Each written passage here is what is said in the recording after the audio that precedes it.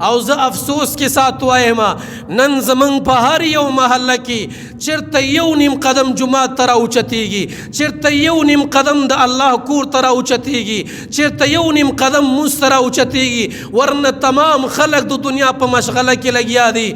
زه دا خبره کوم اقا خلک چې د جمعې په ورځ باندې د جومات لاندې چتم ډک دی، د جومات بره چتم ډک دی، هر چا سره جانماز په لاس کې دی، هر سړی د جمعې مونځ ته را روان دی. دا خلک د سحر په جمع کې چیرته دي، دا خلک د ماسخوتن په جمع کې چیرته دي، دا خلک د ماسپښین په جمع کې چیرته دي. ما د ماسپښین اومن لکار لتلی وي، ما د مازدیګر اومن لکار لتلی وي، د ماښام جمع کې چیرته لاړې، د ماسخوتن جمع کې چیرته، د سحر جمع کې چیرته.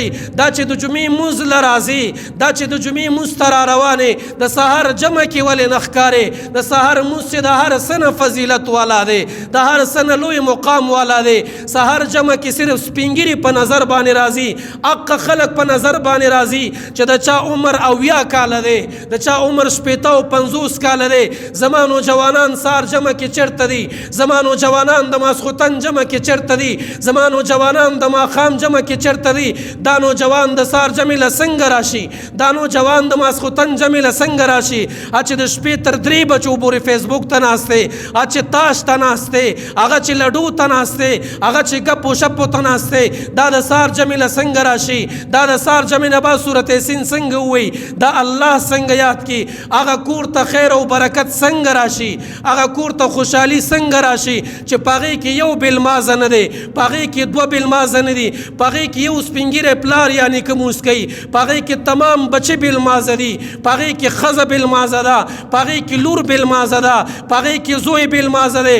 پلار ورته اواز کوي بچیه پاسېږه، بچی د پلار دی اواز ته غوږ نږدي. دې کور کې نه خیر راتلی شي، دې کور کې نه برکت راتلی شي. دا خلک به نه په رزق کې برکت ویني، نه به ژوند کې برکت ویني، نه به راحت کې برکت ویني. هر یو کور کې نن و8 بېلمازه خامخا شته دی، هر یو کور کې ځوانان بېلمازه، هر یو کور کې پیغلې بېلمازه، هر یو کور کې هلکان بېلمازه. زمونږ جوماتونه شړ دي، زمونږ کورونو کې د جومات په شانته د قرآن اواز نه راځي. زمون کور کې زما مور په جانماز ولاړه نه ده، زما خور په جانماز ولاړه نه ده، زما خور چیرته الله تعالی سلفنو کو، زما مور الله تعالی سلفنو کو. دا خیر او برکت څنګه غواړي؟ خوشحالي څنګه غواړي؟ راحت څنګه غواړي؟ اطمینان څنګه غواړي؟ په کور کې یو بېلمازم نه دی، په کور کې 2 بېلمازم نه دي، په کور کې 4 او 5 بېلمازان دي. برکت څنګه راشي؟ خوشحالي او خیر څنګه راشي؟